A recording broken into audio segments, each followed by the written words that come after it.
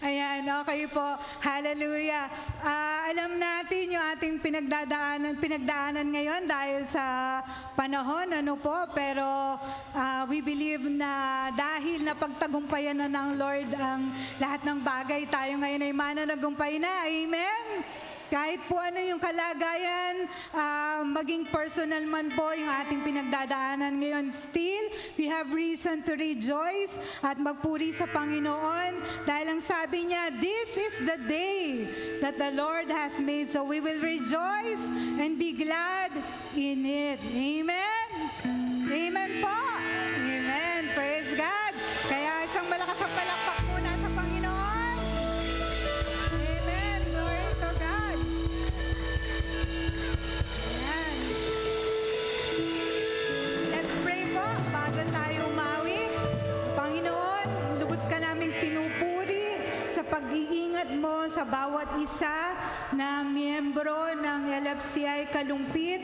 Bagamat nahirapan kami dahil sa panahon at sa sitwasyon pa ng aming roadway, Lord God. But we believe, Lord, na may plano ka pang mas malaki para sa church na to, Lord God. Kaya salamat sa iyo sa bawat sang nandito ngayon na they made it, Lord. And I know and I believe na talagang ang aming mga puso ay tumatalon sa pagpupuri sa iyo, Panginoon.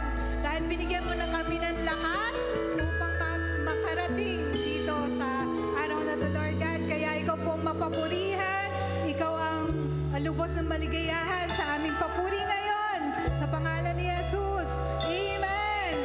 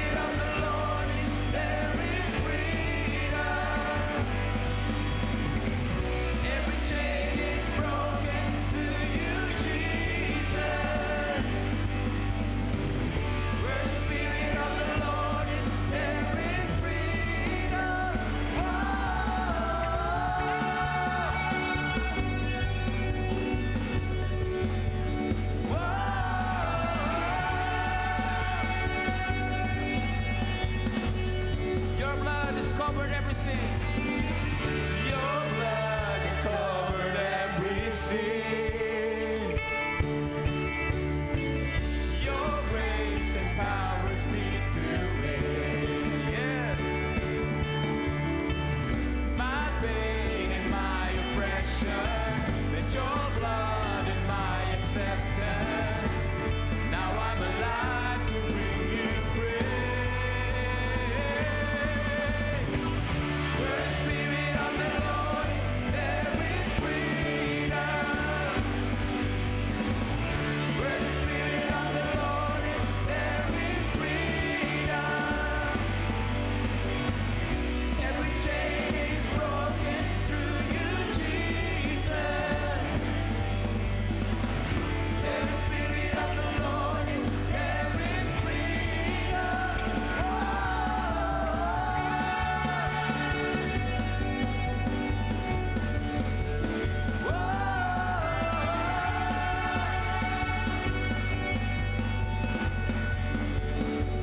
Let's sing, I'm free.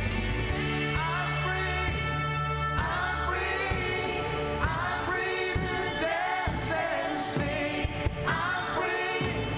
I'm free. I'm free to shout it out. I'm free. I'm free. I'm free to dance and sing.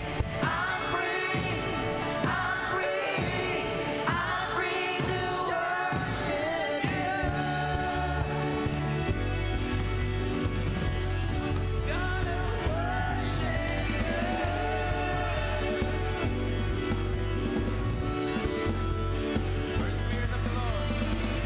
Where the Spirit of the Lord is, there is freedom. Where the Spirit of the Lord is, there is freedom. Every chain is broken through you, Jesus. Where the Spirit of the Lord is, there is freedom.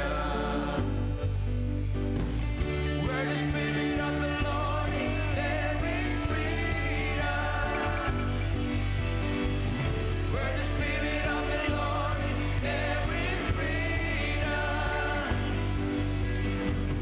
Every chain is broken through you, Jesus. Where the Spirit of the Lord is, there is freedom.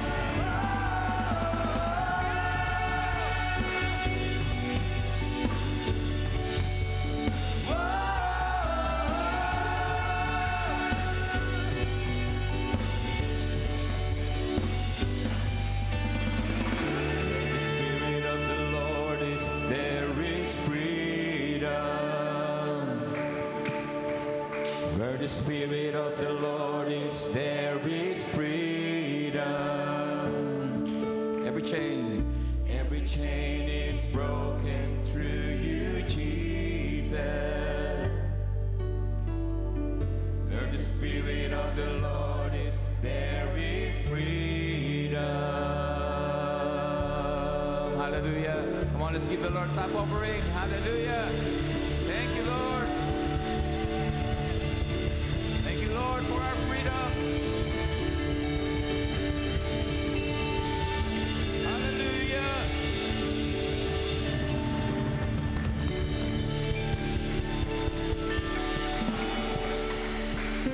Let's continue to worship our God. Hallelujah.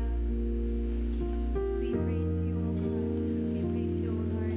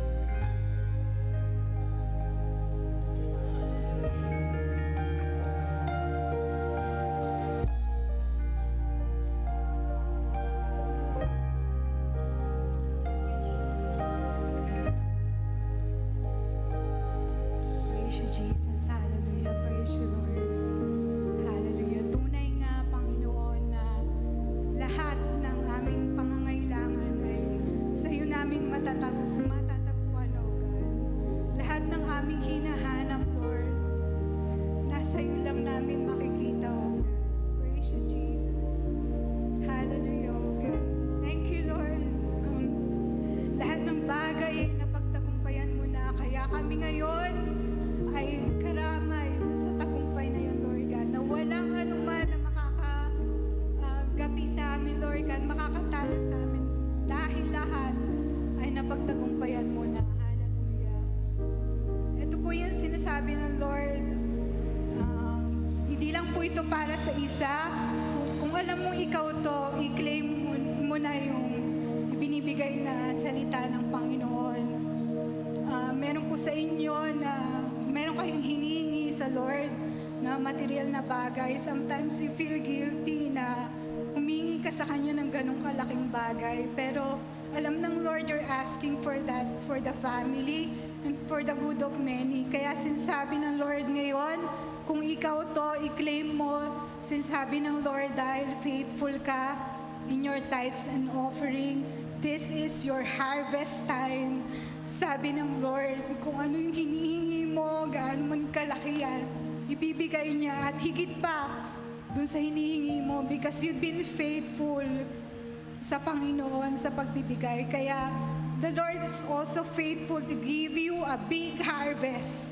Kaya i-claim mo na kung ikaw to. Amen. Glory to God. Hallelujah. Sa Panginoon natin na hindi nagkukulang, sa ating Panginoon na nagsusupply ng lahat ng ating pangangailangan. He deserve all our praises dahil kailanman din niya tayo nayaan na magutom o magkulang man. Amen. Palakpakan po natin ang ating Panginoon. He is good. Amen. Praise you, Jesus. Hallelujah.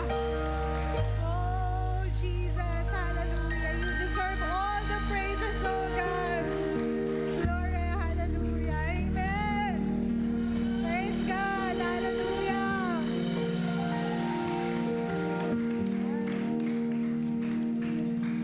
Tanawin niyo po ang paligid. Marami po ang nag-survive. Ayan.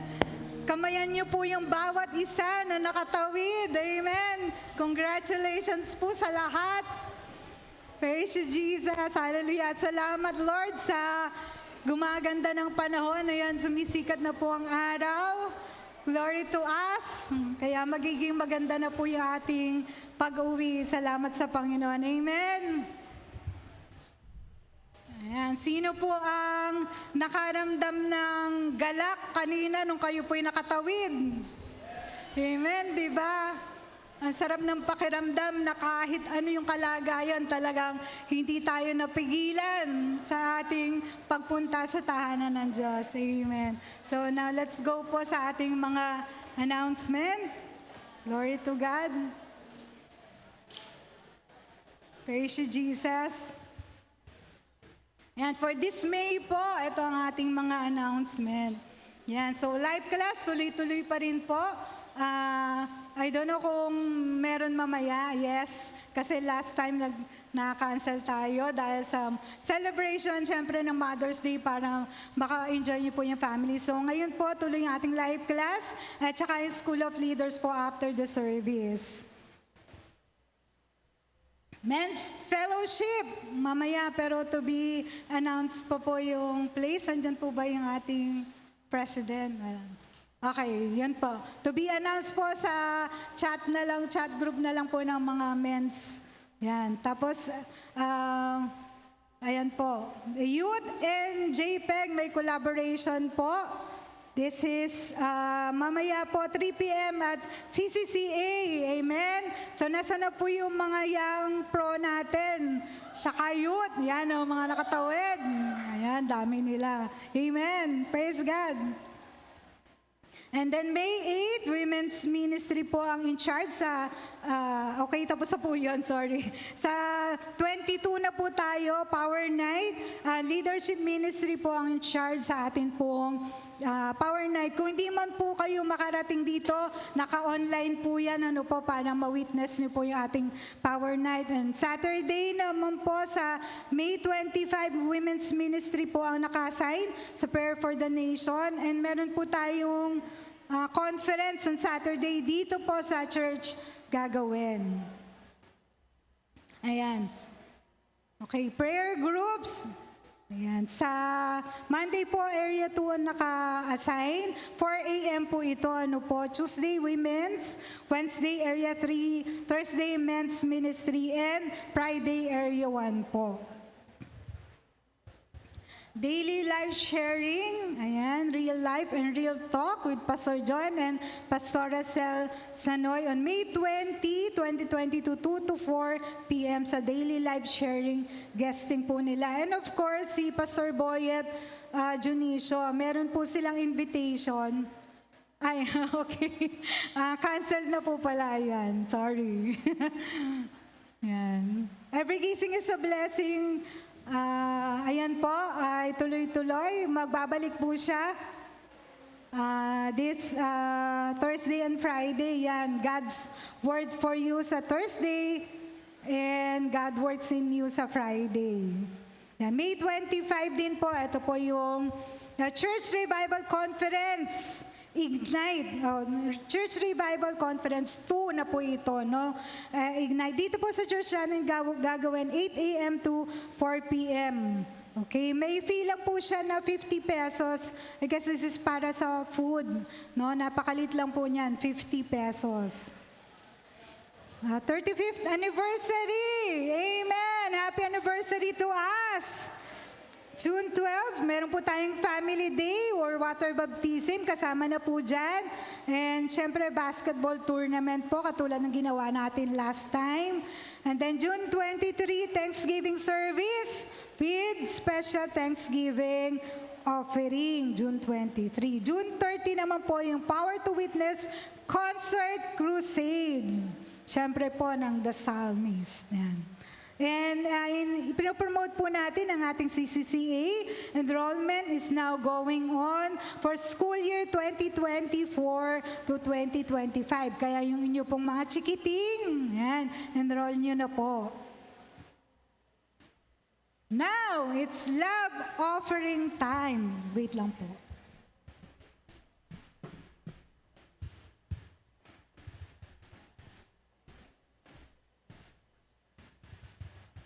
Ayan. So balikan po natin yung ating gustong-gustong verse when it comes to offering. Luke 6:38, sabi dito, "Give it and it will be given to you, a good measure, pressed down, shaken together and running over, will be poured into your lap. For with the measure you use, it will be measured to you." Nung po sa Old Testament, hindi pwedeng pumunta sa temple na walang dala-dala, kahit ano lang. No? Tanungin nyo nga po yung katabi mo, may dala ka ba?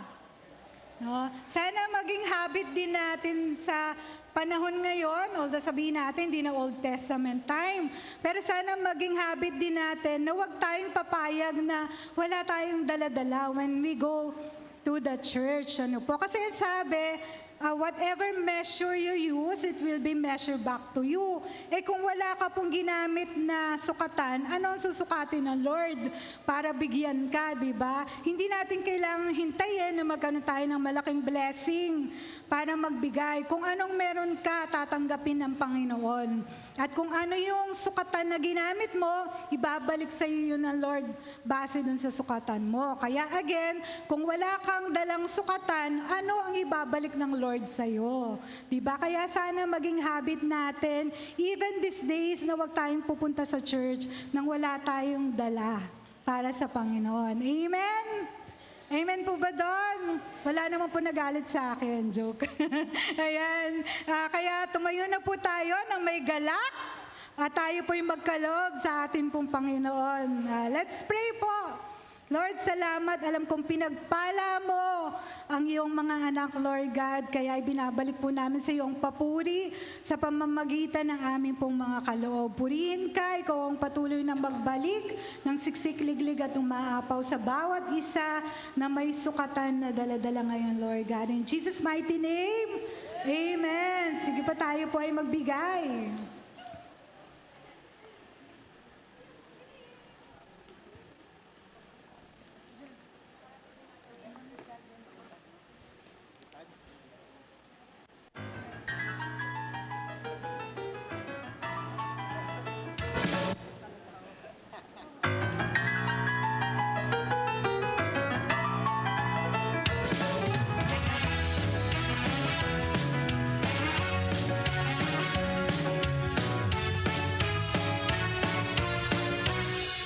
Maganda ng maganda, payaman ng payaman, pabuti ng pabuti ang aking buhay. And thank you po sa bawat Paganda isa. ng paganda, Ngayon po, sabay na po payaman ba kayo ng payaman. na marinig ang salita ng Diyos? Amen. At ito po ay ihahatid sa atin ng ating pong pastor na talaga namang pagka nakikita nyo pa lang siya, may nakaka-encourage na po eh. Lalo na po kapag siya ay tumayo at nagsalita para sa glory ng ating Panginoon. Kaya welcome po natin ang ating pastor, Amante Cortez. Palakpak po sa Panginoon. May ka na, no? Okay na yan.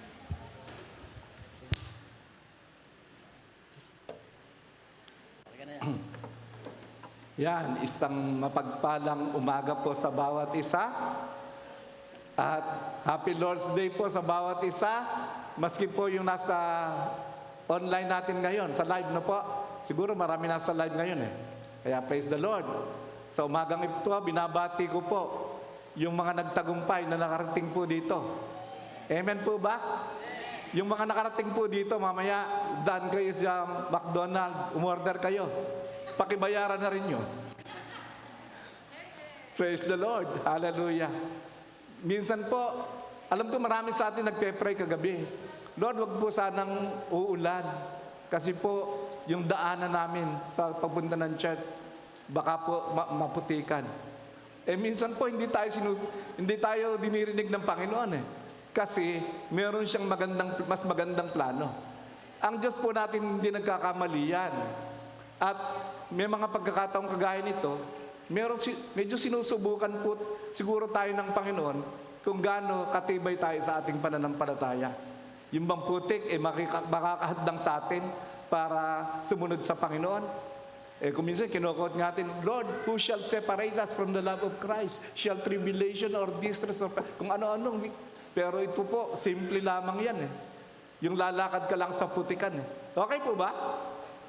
Sabi ng Bible, naalala ko, yung Philippians 1:29, sabi ron, for unto you it is given in the behalf of Christ, not only to believe in Him, but also to suffer for His sake.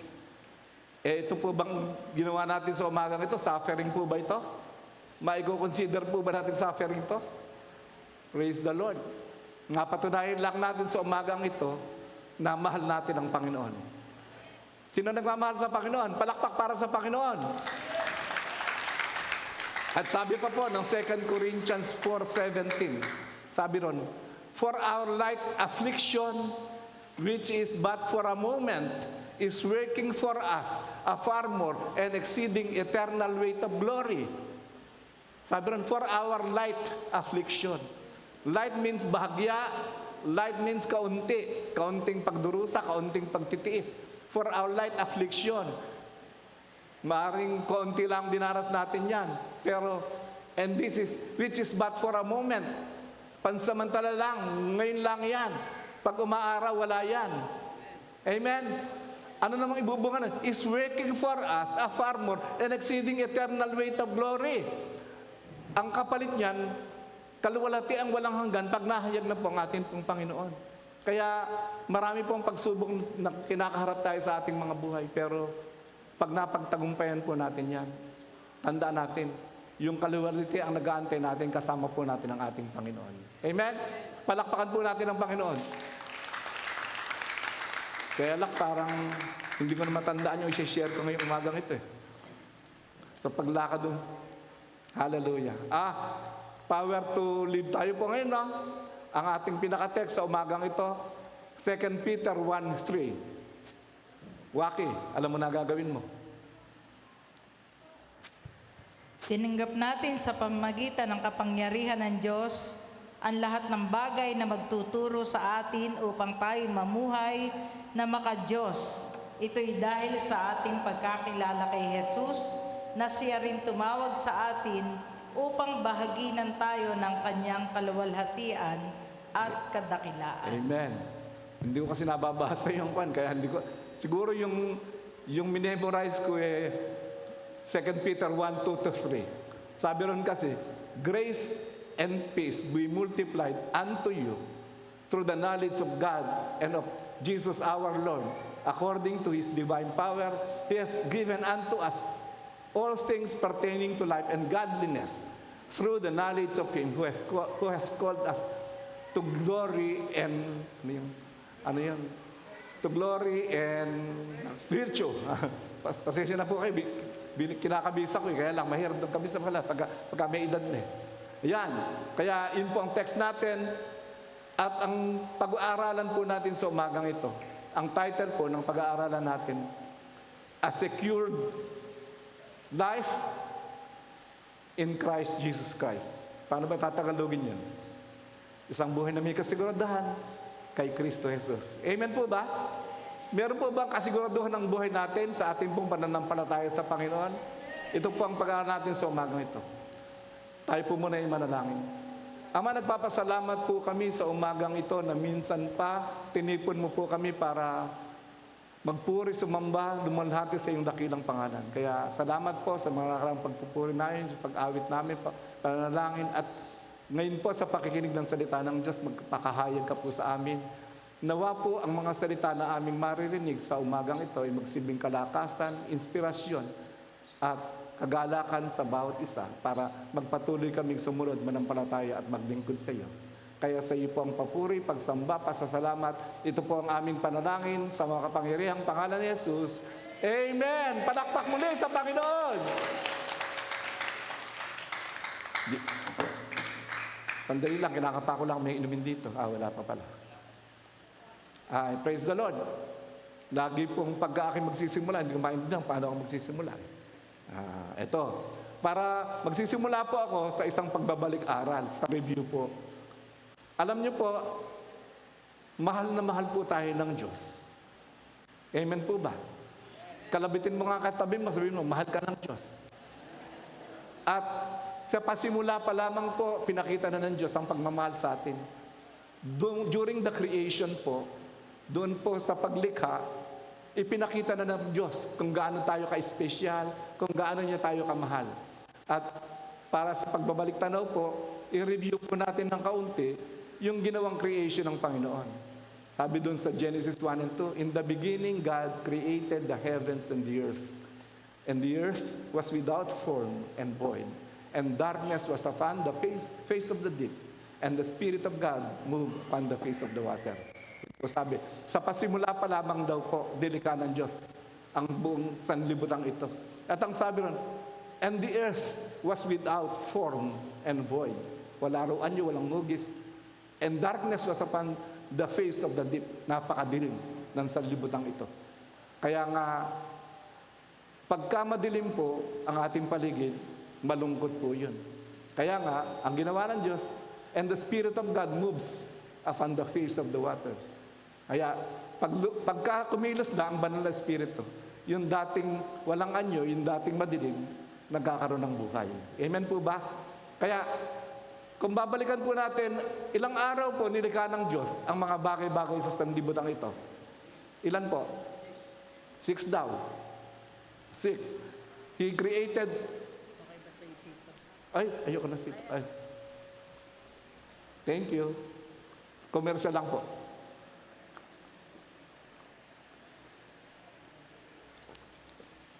Thank you lang. So, 6 na araw po na nikha ng Diyos sa mga bagay sa sanlibutan ito.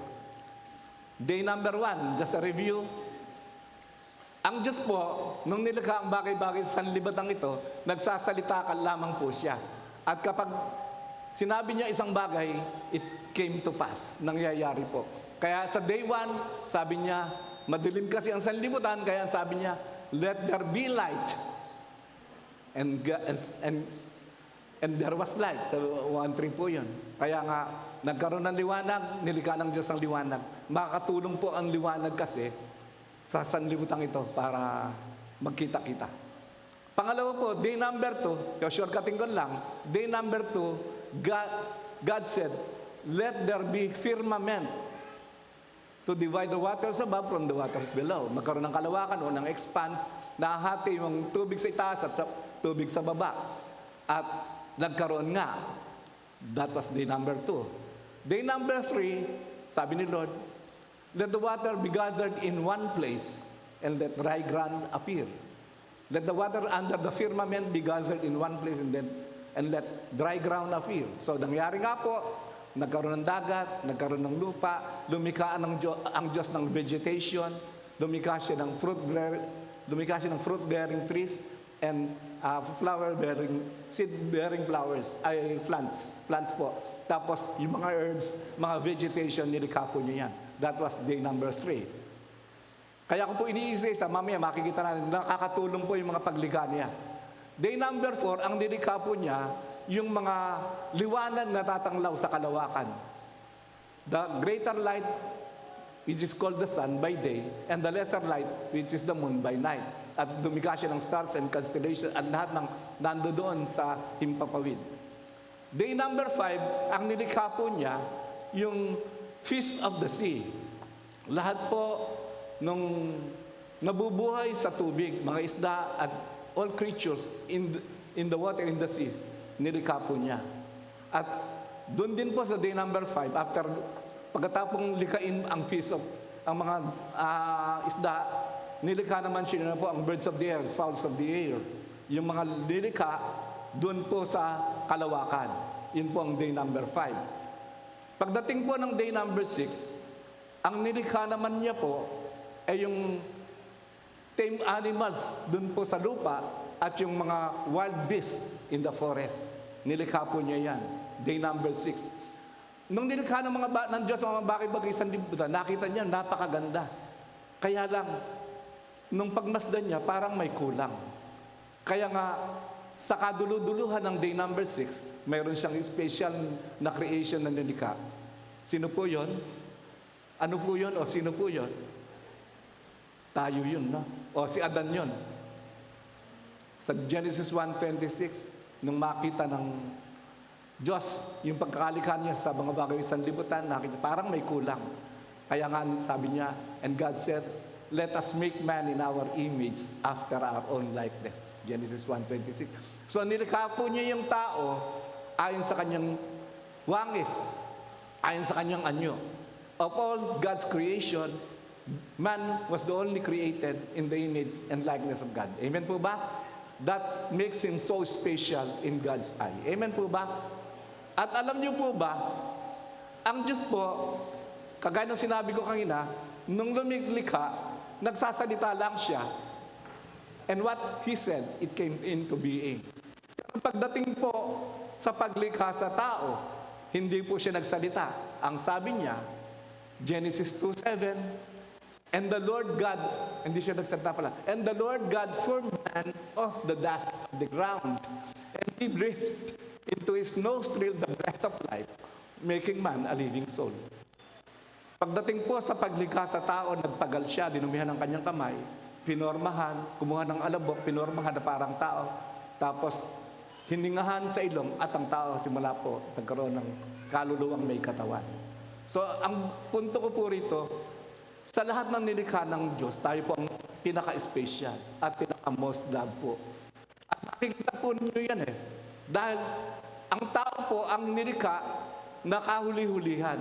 Bakit po? Simple lamang po ang reason. Alam na natin yan. Kasi sinigurado ng Diyos na magiging maganda ang kalalagayan ng tao pag siya ay nandoon na sa kanyang lugar na pinagdadalhin sa Kanya. Sinigurado ng Diyos na meron siyang tirahan, merong liwanag, merong tubig, merong pagkain, lahat ng kailangan niya. Sinigurado ng Diyos na meron, na hindi mahihirapan ng tao. Amen po ba? Kasi mahal tayo ng Diyos, kaya sinigurado niya na talagang meron tayong magandang buhay. Hindi tayo maghihirap. Kaya nga, sabi sa Genesis 2:9 yata yun, God planted a garden in Eden, east of Eden. Gumawa siya he planted a garden there, nandoon lahat ng klaseng puno na namumunga, lahat ng mga halaman na nandoon.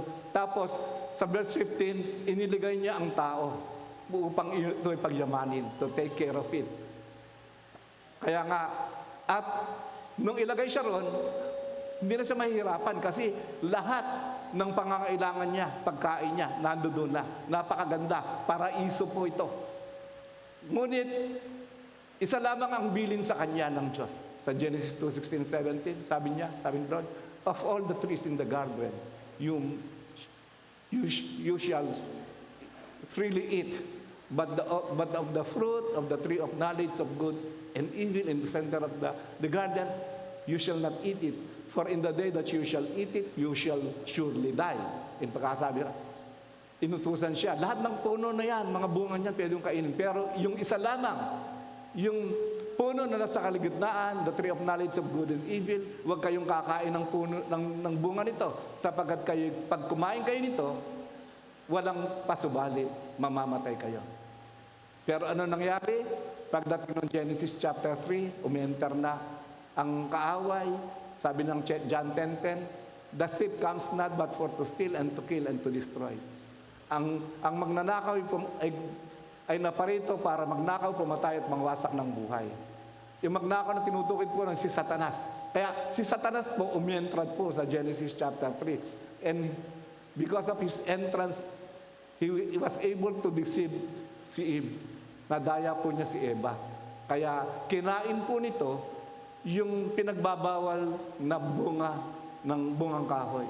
Kaya ang pagkain niya sa bunga ng punong kahoy, ang disobedient niya o pagsaway, ang disobedience niya o ang pagsaway sa utos ng Diyos, ang naging dahilan para makapasok po ang kasalanan.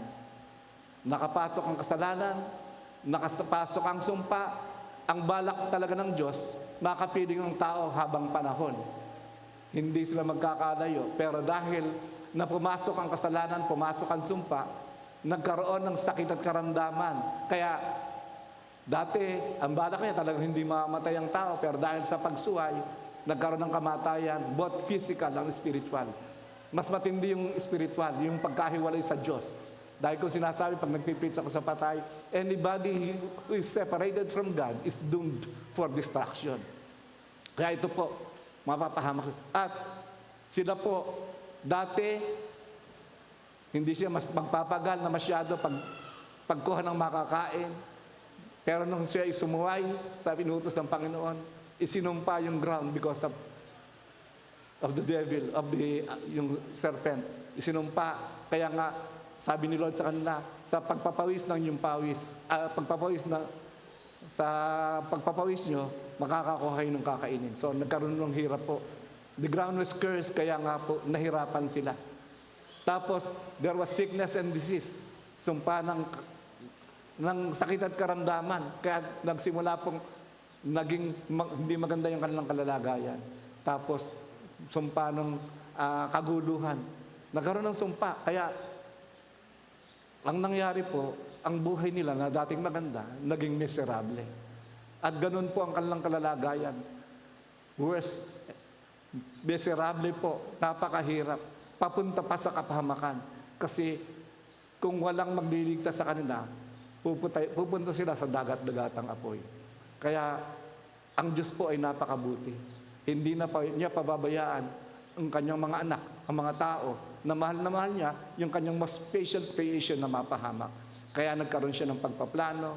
Sabi ng ating Amang nasa langit, makikita natin John 3:16, gayon na lamang ang pag-ibig ng Diyos. Diyos Ama po ito, sa sanlibutan. Kaya ibinigay niya ang kanyang bugtong na anak upang ang sino mang sumampalataya sa kanya hindi na mapahamak kundi magkaroon ng buhay na walang hanggan. The ultimate solution for our problem, para yung buhay na miserable na ating nararanasan ay magkaroon ng solusyon. Inisip ng Diyos na pababain sa langit ang ating pong Panginoong Hesukristo na siya ang tanging solusyon para mabawi po yung ginawa ng Diablo na pandaraya, naging dahilan para tayo mapapahamak. Kaya nga, ito po yung ultimate solution. At yung akin pong i-share sa inyo, dahil sa ginawa ng atin pong Panginoon, Jesucristo, kaya meron tayong secured life. Kaya nga ang title, A Secured Life in Christ Jesus. Amen po ba? Dahil sa ginawa, meron po siyang ginawa. Meron siyang ginawa in the past, meron siyang ginagawa in the present, and meron siyang ginagawa in the future. Past, present, and future po. Yung mga ginagawa ng Panginoon, Jesus, para magkaroon tayo ng pinagpala, matagumpay at masaganang buhay. Amen po ba? Nakuha natin, napasok tayo sa sumpa, kaya kailangan may magpapalaya sa atin sa sumpa. At ito po ang dahilan, kaya po pumunta rito ang ating Panginoong Jesucristo. Sabi ng John 10:10b, Mangina, the thief, 10:10, the thief cometh not but for to steal and to kill and to destroy. I am come that you might have life and that you might have it more abundantly. Sabi ni Jesus, I have come that you might have life. Ako'y naparito para bigyan kayo ng buhay. Isang buhay na ganap at kisasya. I have come that you might have life to the fullest. Ibig ng Diyos, bigyan tayo isang pinagpala, matagumpay, masaganang buhay na masagana sa lahat ng bagay. Amen po ba? The reason why Jesus Christ, iniwan po niyang magandang kalalagayan niya sa kalangitan. Sa kalangitan po, nandoon siya katabi ng Ama. He is seated at the right hand of God. Pero pansamantala po niyang nilisan dahil po para po sa atin. Ibig niya, magkaroon tayo ng maganda, pinagpala at matagumpay na buhay. Ibig niyang tubusin tayo sa sumpa. Amen po ba? Kung bubuksan po natin ang Galatians chapter 3, verses 13 to 14, sabi ng Galatians chapter 3, 13 to 14, Christ has redeemed us from the curse of the law, being made a curse for us, as it is written, cursed is everyone that hangeth on a tree. Verse 14, that the blessing of Abraham may come on the Gentiles through Jesus Christ, that we might receive the promise of the Spirit through faith. Sabi ron, tinubos tayo ni Kristo sa sumpa ng kautusan. Pangit na buhay ang nararanasan natin, miserableng buhay. Kaya kinakailangan may gawin ng ating pong Panginoon. Kaya nga, nilisan niya ang kagandahan ng langit at pumunta sa lupa. Namuhay na parang isang tao, nahirapan, kasi gusto niya, tubusin tayo sa lahat ng ating mga kasalanan. Tayo po ay nasumpa. Kaya para po mawala ang sumpa, kinakailangang mamatay siya sa krus. Na parang isang binitin sa punong kahoy, sabi po ron, curse is everyone that hangeth on the tree. Upang yung sumpa na para sa atin, siya na po ang kumuha para mawala ang sumpa at palitan niya ng pagpapala yung buhay natin. Amen po ba? Kinuha niya ang sumpa at pinalitan niya ng pagpapala. Kaya nga ngayon, spirit, soul, and body, meron tayong magandang buhay. Spirit, dati tayo dahil sumpa ng kasalanan, papunta tayo ng impyerno. Sa soul natin, spirit, soul, and body, sa physical natin, dahil sa kanyang ginawa dun sa cross, sabi ng Isaiah 53 verse 5, but He was wounded for our transgression, He was bruised for our iniquities, the chastisement of our peace was upon Him, and with His stripes we are healed. Dahil sa mga latay niya, tayo gumaling. Kaya, tinubos niya tayo sumpa ng sakit at karamdaman nang siya mapako sa krus sa babamagitan ng mga latay niya, kaya tayo may kagalingan. Amen po ba? Tinubos niya tayo sumpa ng kahirapan. Di ba? Dapat nahihirapan tayo, pero dahil ngayon, dahil sa ginawa niya, meron tayong pinagpala matagumpay na buhay. Sabi ng 2 Corinthians 8:9, tingnan naman yung biyaya ng Panginoon, although He is rich, He became poor so that with His poverty, He will become rich. Yan ang biyaya ng Panginoon, bagamat siya mayaman, siya nagpakadukha, upang sa kanyang kadukhaan, tayo po ay magsiyaman. Dahil po sa ginawa ng ating pong Panginoon, meron tayong pinagpala matagumpay at masaganang buhay. At dati po, magulo yung buhay natin, full of trouble. Pero dahil sa ginawa ng Diyos, meron tayong kapayapaan, meron tayong kagalakan, meron tayong katiwasayan, meron tayong pinagpala matagumpay at masaganang buhay. Amen po ba? Palakpakan po natin ang Panginoon. Kanino yon? Yung pinagpala mata ko.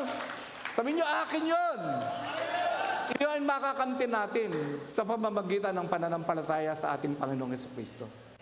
Sabi sa verse 14 Sabi ron, Christ has redeemed us from the curse of the law, being made the curse for us. For it is written, Christ said, that the blessings of Abraham might come on the Gentiles through Jesus Christ, that we might receive the promise of the Spirit through faith.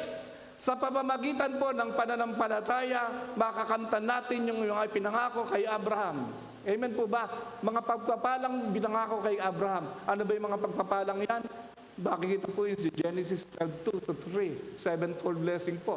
Ang pangako ng Diyos kay Abraham, I will make you unto a great nation, I will bless you, I will make your name great, you will be a blessing. I will bless those people that who will bless you, and those who will curse you, I will curse.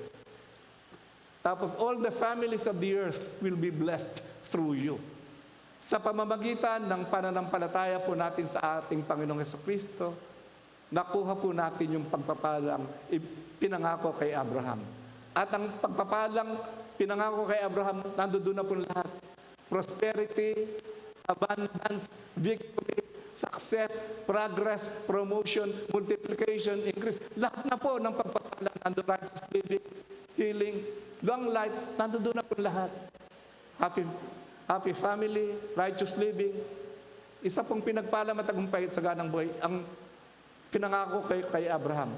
At nung tayo po'y manampalataya sa ating Panginoong Jesucristo, nakuha po natin yung mga pagpapalang nakalaan kay Abraham. Sabi sa Galatians 3:20 na, if you are Christ, then you are Abraham's seed, heirs according to the promise.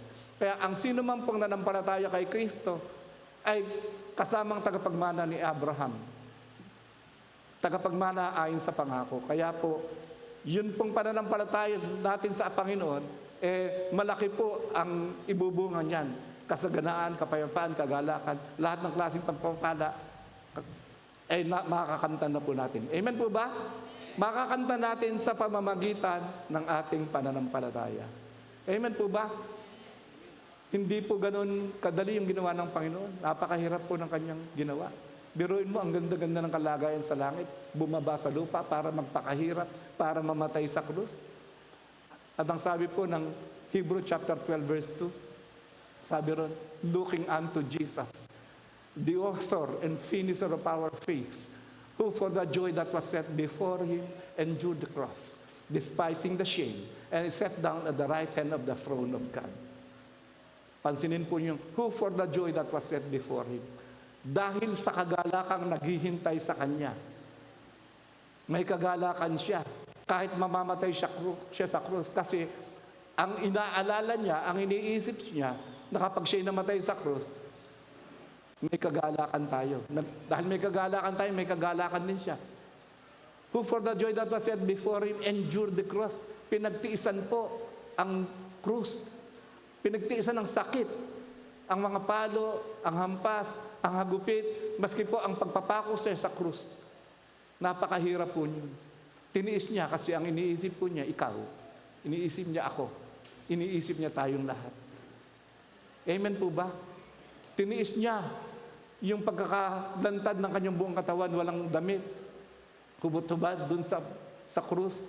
And sabi ron, looking unto Jesus, the author and finisher of our faith, who for the joy that was set before, endured the cross, despising the shame. Hinamak niya ang kahihiyan. Kasi ang iniisip niya, ikaw, ako, tayong lahat.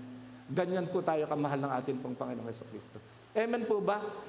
Kaya siya na parito para tubusin tayo sa kapahamakan. Kaya nga, ang ginawa niya, He buys back our freedom. Ganun po tayo ng redemption.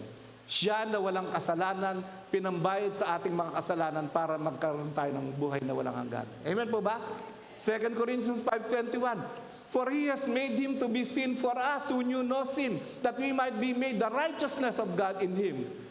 Ang ginawa ng Diyos Ama, ginawa siyang pambayad sa ating mga kasalanan. For He has made Him. He, yung una pong He, God the Father, yung Him po na pronoun Him, God the Son. Sabi ron, for He has made Him to be sin for us who knew no sin. Siya na walang kasalanan, hindi nakaalam ng kasalanan, ginawang pambayad sa lahat ng ating kasalanan para maging matuwid tayo sa paningin ng Diyos. Yung sinasabi ng talata, for He has made Him to be sin for us who knew no sin, that we might be made the righteousness of God in Him.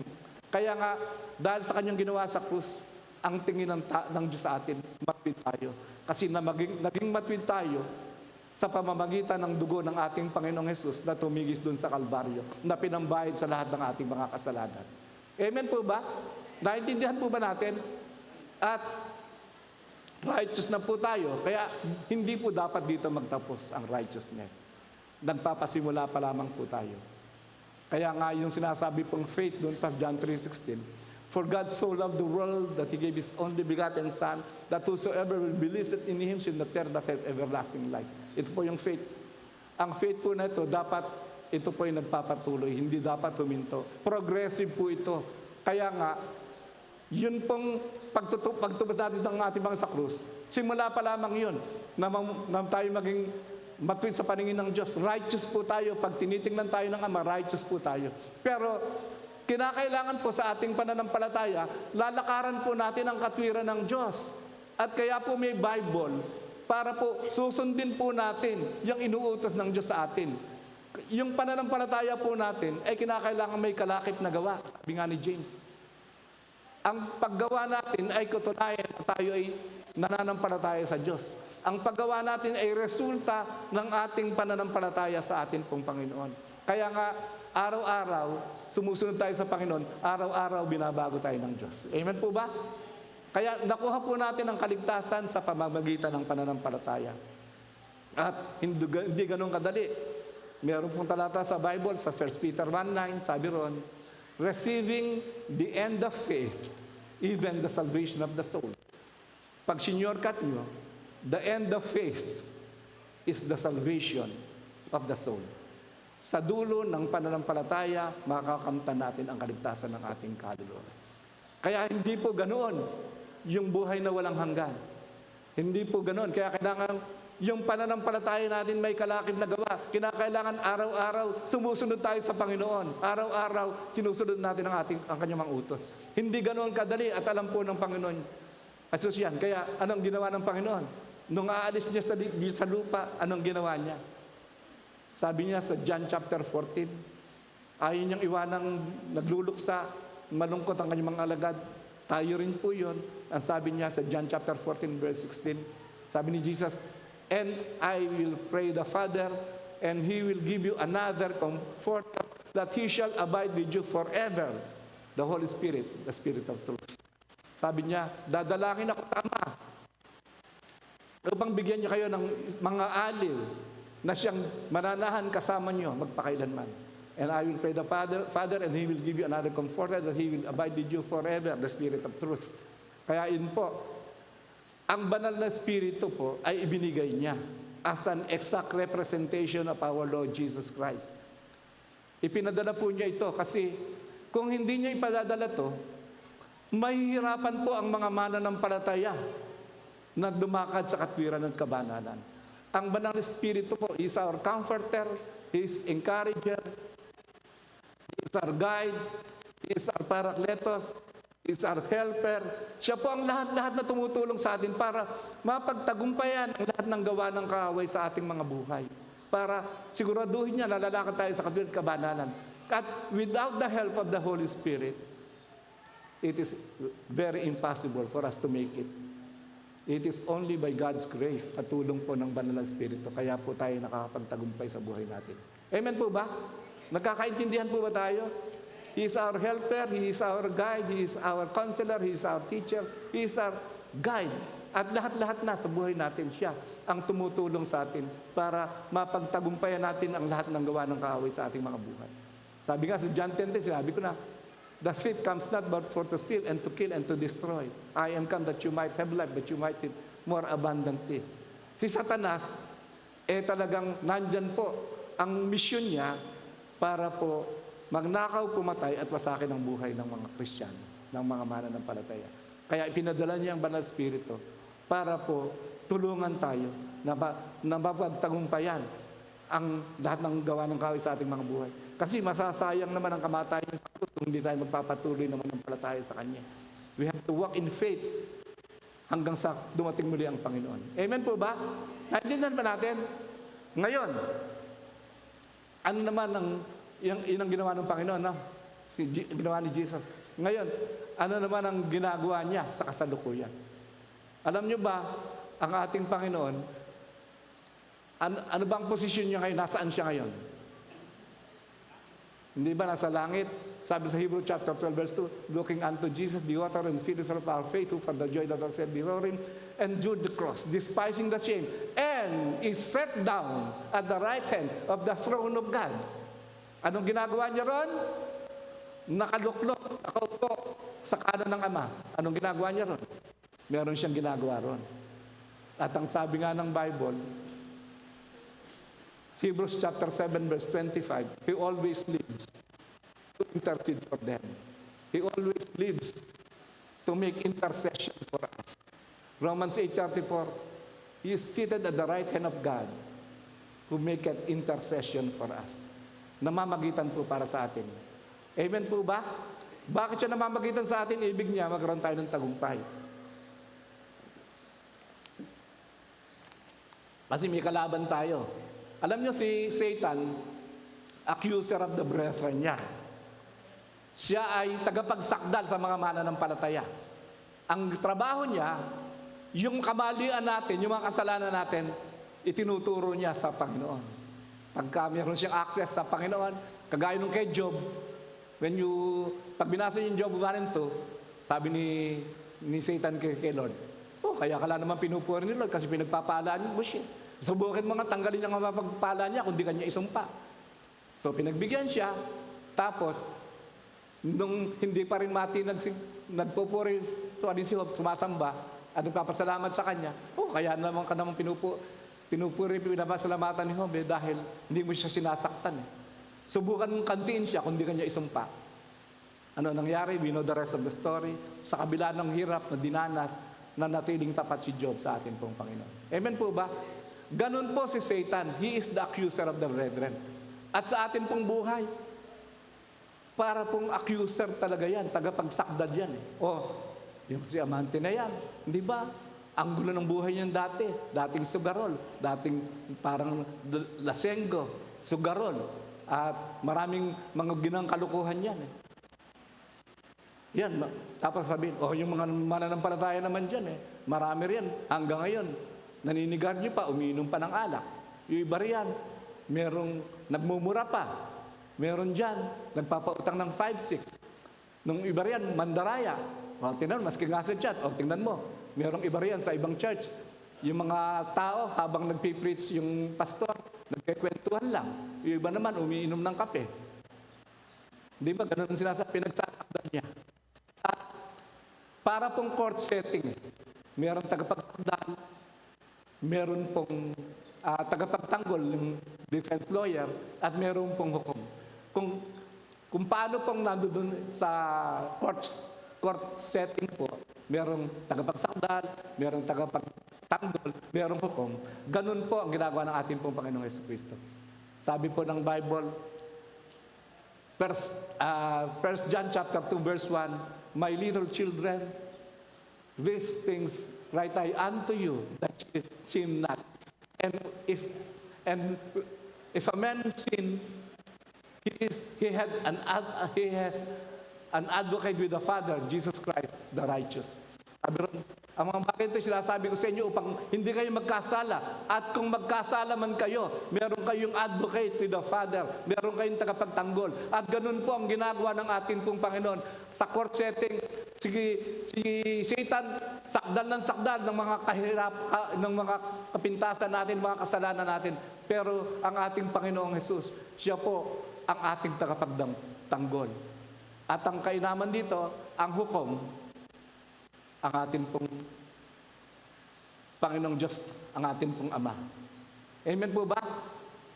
Siya po ang hukom. Kaya may talo po ba tayo? Ang tagapagtanggol natin sa Kristo, tapos ang hukom ang ating pong Panginoong sa Kristo. Kaya pagka pinagsakdan tayo ni Satanas sa mga kahinaan natin, mga pagkukulang natin, sa mga kasalanan, sasabihin pa ni Lord, Ama, natigis ang aking dugo, namatay ako para sa Kanya. Kaya nga, absuelto po tayo sa ating mga kasalanan at sa ating Panginoong Jesucristo. Amen po ba? Sabi sa Romans chapter 8 verse 1, there is now therefore no condemnation to them that are in Christ Jesus, who walk not after the Spirit. Wala na raw po tayo sa katulad. Amen po ba? Sigurado po, meron tayong pala, matagumpay sa ganang buhay, at absuelto po tayo sa lahat ng ating mga kasalanan. Papunta po tayo sa langit, hindi po sa impyerno. Amen po ba? Palakpakan po natin ng Panginoon. So past, present, ano naman ang future? Ang future po na ginagawa ng Panginoon, actually, sabi ng Romans chapter 8, verse 19 hanggang 25 yun, all creation is groaning. Groaning daw po. Groaning in pain. Tayo raw po ay dumaraing sa sakit para daw po tayo mga babaeng manganganak. At inaantay po natin na buong tiyaga ng may hope sa ating puso na dumating ang pagkakataon na ma-reveal na ng Diyos kung sino-sino talaga ang anak ng Diyos. At para ma-redeem po tayo, matubos tayo sa kabulukan ng ating physical na pangatawan. Buong tiyaga raw po tayo, kaya nagtitiyaga tayo na isang araw ang Panginoon ay babalik upang tubusin tayo, tubusin ang ating at ipahayag na tayo ang tunay na anak ng Diyos. Amen po ba? Sabi yan sa Romans chapter 8, 19 to 25. Ngayon, meron po tayong dakilang pag-asa sa atin pong Panginoong Jesus. Amen po ba? Inaantay natin yung kanyang muling pagbabalik para bigyan ng katugunan yung ating panalangin. At meron pong sinasabi sa Titus 2:13. Sabi doon, looking for the blessed hope, the glorious appearing of our great God and Savior, Jesus Christ. Ano po sabi ron? Buong pag-earnestly, buong may katsyagaan tayo, may kagalakan, na inaantay natin ang pagbabalik ng ating pong Panginoon. The blessed hope. Yung pinagpalang pag-asa natin, ang pagbabalik ng ating pong Panginoon, natutubo sa atin, nahahango sa atin sa isang napaka-kalunos-lunos na sitwasyon. Kung papansinin po natin ang sitwasyon natin ngayon, ang hirap ng buhay. Laging tumataas ang presyo ng mga bilihin. Tapos, mga korap ang mga government officials. Most of them are corrupt. Kaya, tinitiis natin na yung kahirapan na naranasan natin ngayon. Tapos, pagdating sa justice, hindi natin nakukuhang tamang justice, justisya para sa atin. Kaya napakahirap po. Pero alam nyo, kaya nga natin gustong dumating na ang Panginoon para mahango natin na tayo sa kabulukang nangyayari sa mundong ito. Amen po ba? Sino po ba rito ang gusto na niyong makawala sa sanlibutan ito? Ayaw pa niyo, no? Hirap na po tayo. Kaya nga, kung meron tayong pag-asa, this is the blessed hope.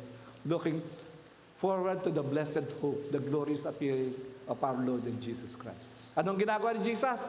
Sabi sa John chapter 14, verses 1 to 3. Sabi niya ron, let not your heart be troubled. You believe in God, believe also in me. In my Father's house are many mansions. If it were not so, I would have told you, I go to prepare a place for you. And if I go to prepare a place for you, I will come again and receive you unto myself, that where I am, there you may be also. Napakagandang pangako po yan. At yan ang ginagawa ng ating pong Panginoong Diyos. Anong ginagawa niya? Nung pumunta siya sa langit, naghanda siya ng lugar na ating matitirhan. At yung lugar na ating matitirhan ay hindi basta-basta lugar. Amen po ba? In my Father's house are many mansions. Sa bahay ng aking Ama ay maraming silid. Ang translation na King James, mansions. Anybody who has experience to live in a mansion? Hindi ba? Ang ganda. Pero para sa atin pong mga mananampalataya, ito ang magandang balita na dala ko sa umagang ito. Ipinaghahanda tayo ng lugar na matitirhan ng ating pong Panginoon. At kaya siya nagtatagal, hindi pa siya bumabalik hanggang sa ngayon. Maganda po siguro yung mansyang inihanda niya para sa atin. Amen? Kalabitin mo nga muli yung katabi mo, sabihin mo, meron kang magandang mansion sa langit. Yan po ang ginagawa ng atin pong Panginoong Jesucristo. Ipinaghahanda tayo ng mansion sa langit. Amen po ba? Kaya nga, meron po tayo magandang buhay sa Panginoon. Meron tayong siguradong buhay. At ang sabi po ni Lord, sabi doon sa 1 Thessalonians chapter 4, verses 16 to 17, this talks about rapture. Sabi ron, for the Lord Himself shall descend from heaven with a shout, with the voice of the archangel, and with a trump, o trumpet, yung trump, o trumpet, with the trumpet of God, and the dead in Christ shall rise first. Then we who are alive and remain shall be caught up together with them in the clouds to meet the Lord in the air. And so shall we ever be with the Lord. Wherefore, comfort one another with His words, sabi ng Panginoon. Ano po ba ito? Ito po yung rapture na tinatawag. Ito isa nating pag-asa na pagbabalik ng Panginoon, ang una po yung rapture of the church. Ang sinyalis ng kanyang pagbabalik, sabi ron, for the Lord Himself shall descend from heaven. Bababa raw po ang Panginoon, ang ating Panginoong Jesus, mula sa alapaap. For the Lord Himself shall descend from heaven, mula po sa langit, bababa siya. With a great shout, with a shout, isang malakas na sigaw, with the trumpet of God, with a great shout, and with the voice of the archangel. Makakarinig tayo ng isang malakas na tinig ng mga anghel. Pagkatapos po, with the trumpet of God, yun pong sa pagtunog ng trompeta, si Kristo ay babalik na. Ito po yung inaantay natin, yung mga senyalis nito. For the Lord Himself shall descend from heaven with a great shout, with the voice of the archangel, and with the trumpet of God. Pag po ito nangyari na, ano mangyayari? And the dead in Christ shall rise first. Yung mga tao na namatay na nananampalataya kay Kristo, muling bubuhayin. Hindi ba yung sa John 11:25, I am the resurrection and the life. He that believeth in me, though he were dead, yet shall he live. Sa atin po, mamatay man tayo, hindi po tayo lugi. Kasi may pangako ang Diyos sa atin. Bubuhayin tayo muli ng atin pong Panginoon. Amen po ba? Sabi ron, and the dead in Christ shall rise first. Una po, bubuhayin ng mga patay. Ang kanilang katawang nabubulok ay papalitan ng katawang hindi nabubulok. Ayon po sa 1 Corinthians chapter 15, yung corruptible body natin papalitan ng incorruptible body. Tayo pong, yung mga tao po na namatay na, ganun pong gagawin. At pagkatapos doon, then, we who are alive and remain shall be caught up together with them in the clouds to meet the Lord in the air. Magkakaroon daw po ng meeting in the air. Yung mga mananampalataya na nabuhay na, binigyan ng incorruptible body, makakasama natin tayo ng mga buhay pa sa sandaling yon ng rapture. Tayo po, we who are alive and remain, shall be caught up, makakasama natin sa alapaap, to meet the Lord in the air. Ito po yung meeting in the air. Amen po ba? Kaya po, malaking kagalakan po sa atin yun. There will be a meeting in the air. And the dead shall in Christ shall rise first, and then we who are alive and remain shall be caught up together with them in the clouds to meet the Lord in the air.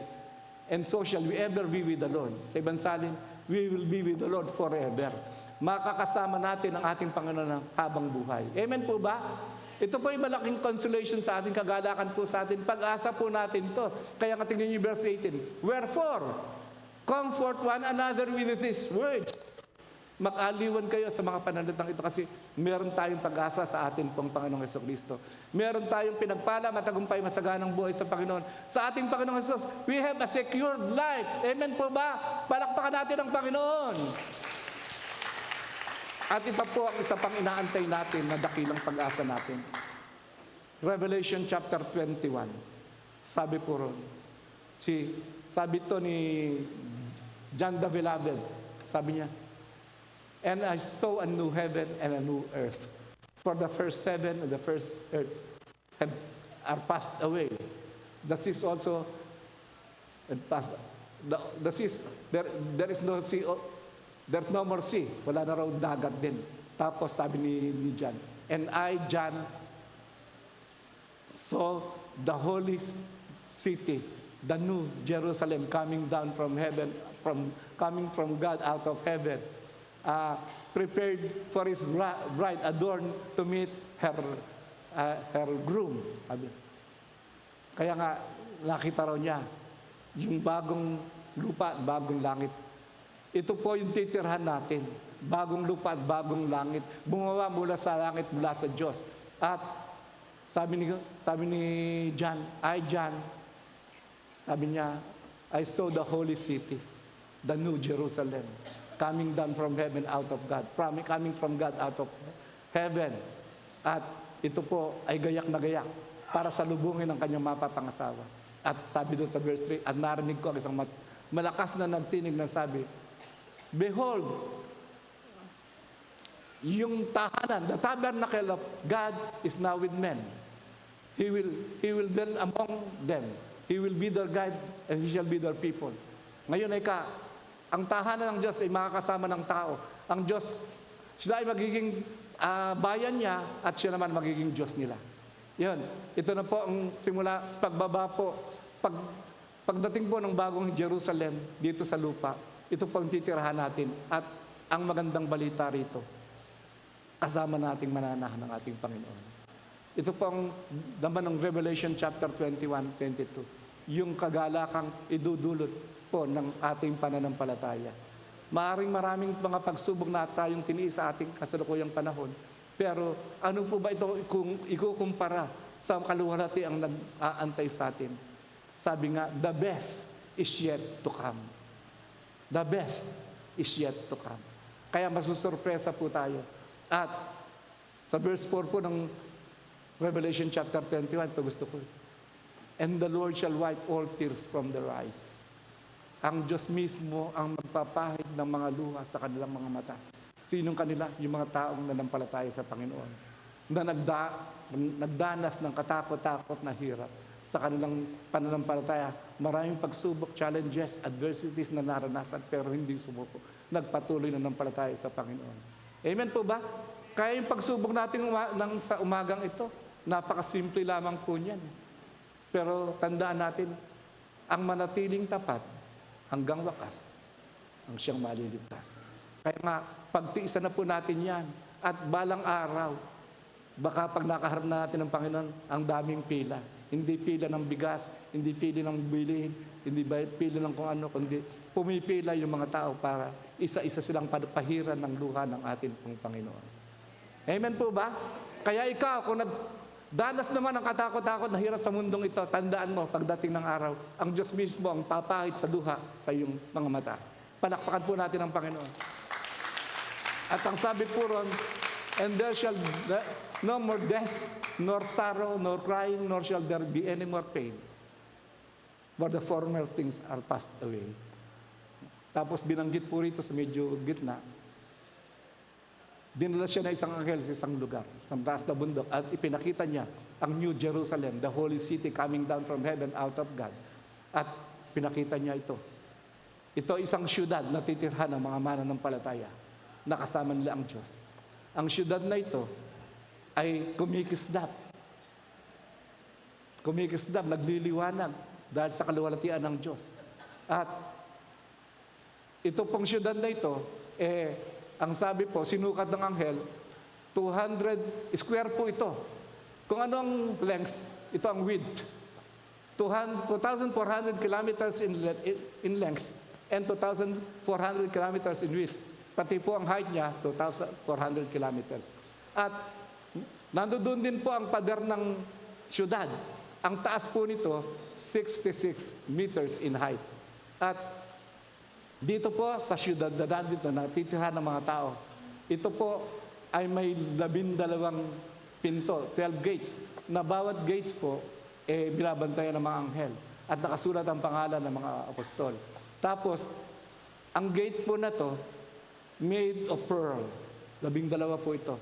Tapos, ang karsada po, dun sa syudad na yan, made of pure gold. Tapos, the buildings, the foundation of the building sa syudad ng Diyos nihanda sa atin, garnished with 12 different kinds of precious stones. Nagliliwanag po, kumikislap, nagliliwanag. Doon po, sa lugar na ito na ating titirhan, na hinahanda ng Panginoon, meron pong, wala po siyang templo. Kasi ang templo ay ang kaluwalhatian ng Diyos. At wala pong ilaw doon. Pero walang brown out. Kasi ang kaningningan ng ating Panginoong Diyos ang nag-ahari doon. Tapos ang pinakasilbing ilaw ang mukha ng kordero. Doon po, walang bagay na marumi na makakapasok. Wala pong basura doon. Hindi tatanggapin anumang bagay na marumi sa langit. At doon po, makakasama natin ang Diyos, ang ating Panginoon ng mukhaan. Amen po ba? Ito po ang dapat nating kasabikan, na mapunta tayo sa isang lugar na wala ng sakit, wala ng karamdaman, wala ng kahirapan, at kasama pa natin ang Panginoon. Amen po? Tapos, sa chapter 22 naman daw po, doon po, doon sa langit, sa trono ng Diyos, meron daw pong ilog, the river of life, na ang kanyang tubig ay sinlinaw ng kristal. At ito po'y bumabalong mula sa trono ng Diyos at umaagos doon sa gitna ng syudad. Napakalinaw daw po ng tubig, parang kristal. Parang sarap maligo. Lalo ngayong kainit. Pagkatapos, sa magkabilang pampang ng ilog ay meron pong tree of life. Dalawa po yun, isa sa kanan, sa kaliwa. Na ang bunga nito, buwan-buwan nagpapalit ng bunga. At ang description, kung titingnan mo, parang masarap kainin. Kaya nga, kung sino man ang makaka-overcome, makakakain siya ng bunga ng puno na ito. Pwede rin sa atin, yung nakaka-overcome kanina. Sarap, inam siguro, makakain tayo ng bunga ng puno na yun. Kaya, ito po yung sinasabi ko, sa Panginoon po, may pag-asa po, may ginagawa ang Diyos sa atin. Kaya, hindi na po kailangan tayo tumalikod sa Panginoon. Hindi na po tayo kailangan mag-backslide. Kundi, patuloy po tayong mag-ahalab sa pagsunod, sa pananampalataya, sa paglilingkod sa ating pong Panginoon. Kasi po, mahal na mahal tayo ng Diyos. At tayo po, sa Kanya, sa ating Panginoong Jesucristo, may kasiguraduhan ng buhay natin. Spirit, soul, and body, meron tayong pinagpala, matagumpay, at masaganang buhay. Dahil sa ating pananampalataya sa ating pong Panginoon. Kaya wag pong bibigay, muli po, he that endureth until the end, the same shall be saved. Amen po. Palakpakan po natin ang Panginoon. Tayo po yung mukha, tayo manalangin. Ama, nagpapasalamat po kami sa umagang ito na minsan pa nangusap ka po sa amin sa pamamagitan ng mga salita mo. At nawa po yung mga salita mo na aming narinig ay nagsilbing kalakasan para sa amin na patuloy sumunod, manampalataya, maglingkod sa iyo. Patuloy na may kagalakan na tao sa aming puso na ipapakita namin pag-ibig namin sa iyo, pag-ibig sa mga tao, at pag-ibig sa mga gawain. Kaya, Panginoon, salamat po sa umagang ito. Pinalakas mo po kami, pinasigla mo po kami, pinasaya mo po kami dahil sa mga salita mo na aming narinig. Kaya maraming salamat po sa iyo. Sa umagang ito, pinupuri ka po namin, pinapasalamatan. Once again, sa iyo ang papuri, pagsamba, pasasalamat at duwalhati. Ito po ang aming panalangin sa pangalan ni Jesus. Amen. Palakpak po para sa Panginoon.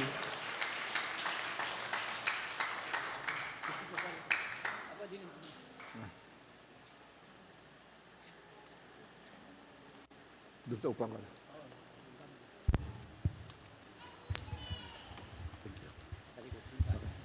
Amen. Praise God. Sige po, masaya dahil nandito siya sa presence of God. Magsabi ng Amen. Okay. Amen. Alam natin pag itong kalagayan na kung saan talaga na-challenge tayo. We are sometimes worried kung sino makakarating, pero ang magandang balita ay may nagtiyaga at naniwala tayo. For those who are here, somehow ay alam natin the Lord is looking on us. At mayroong extra credit sa lahat ng mga nandito. Amen po ba? At may naghihintay sa ating reward. Sa tulad ng ating pag-usapan, na excited si Lord na ibigay ito sa lahat ng sino mga natitiwala sa Kanya, nagtatapat sa Kanya, even to the very end. Kaya tayo po ito lang yung lahat. Come on, let's worship God once again with this song na inawit natin kanina. He has made us glad. Na kahit anong mangyari, tayo ay magpapatuloy sa Panginoon.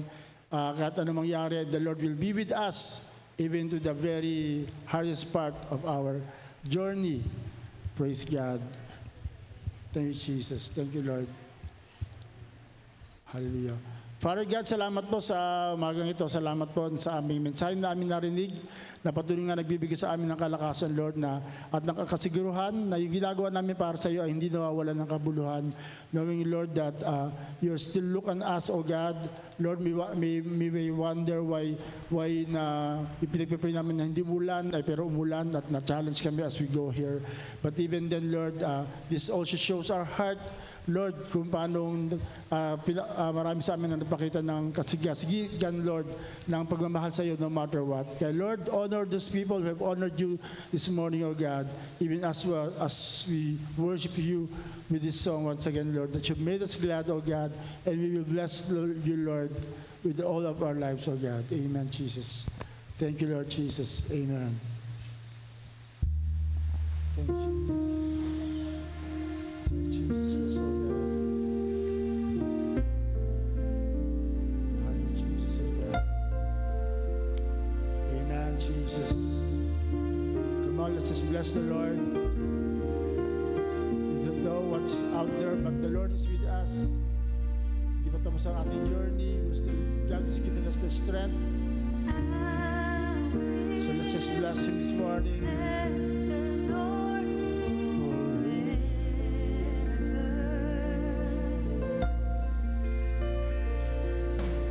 I will trust Him at all times.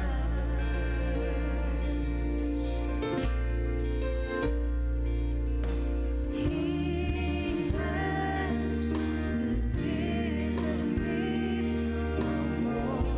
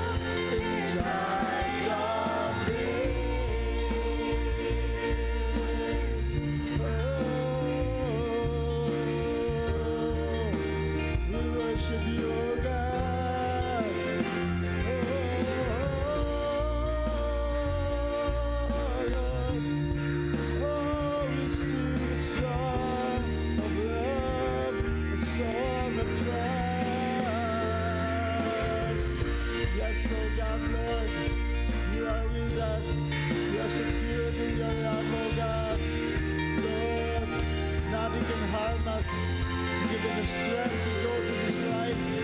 Oh,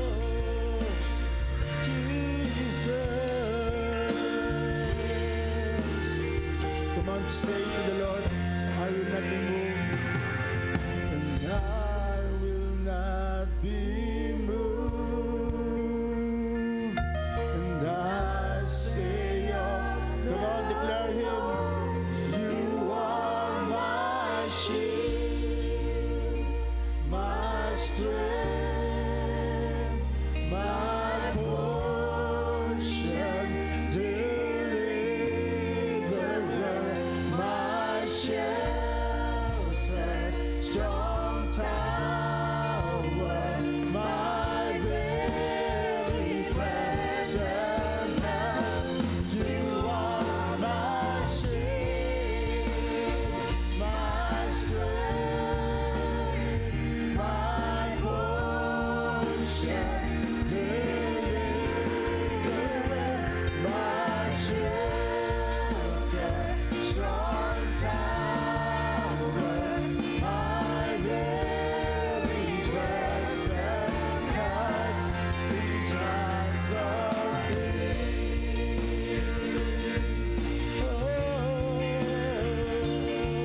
My very present help in times of need.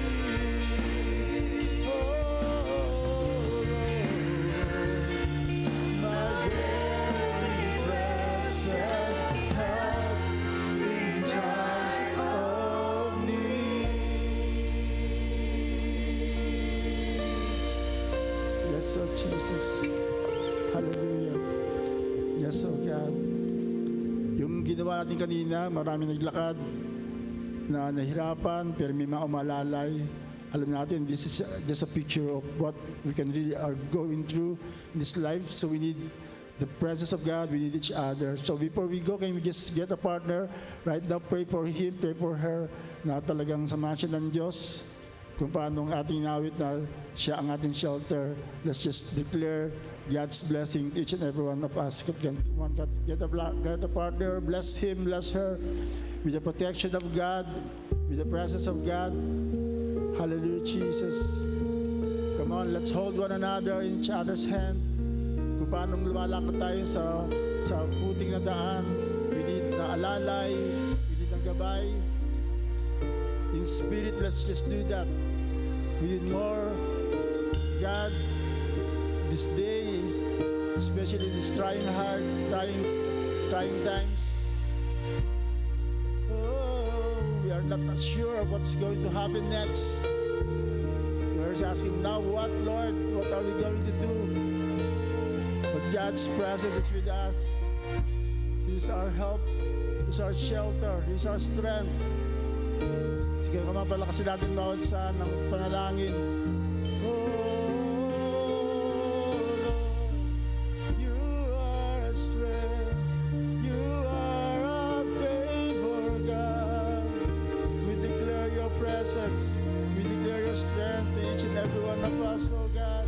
We declare your guidance, oh Lord.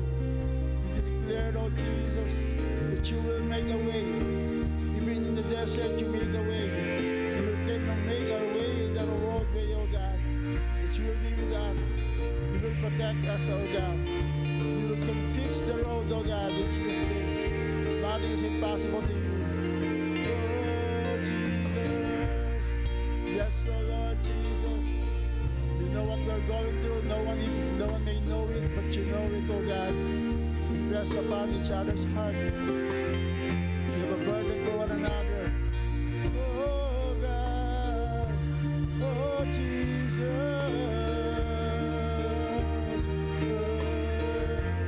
you are my shield, my strength, my portion, deliverer, my shelter, strong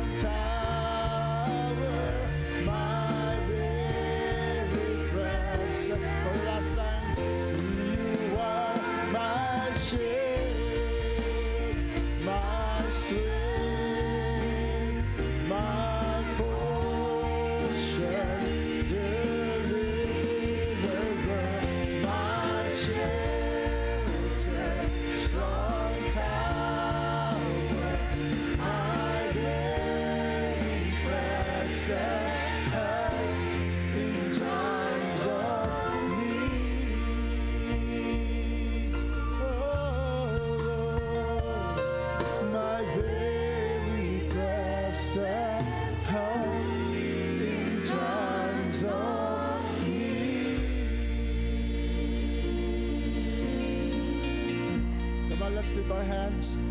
Tapos ba natin makabay sa Panginoon? Yes, indeed. We look up to the hills, O God. We look up, O God, where our help will come from. Lord, Ikaw po ang aming kailangan, O God. Ikaw ang aming pag-asa. Knowing, Lord, also na the days are really very, very near. So we look up to you. Our redemption is really very near, O God. Ang aming tunay na pagliligtas nga ay malapit na. So we encourage one another, O God. We pray for one another, and we lift up one another, O God.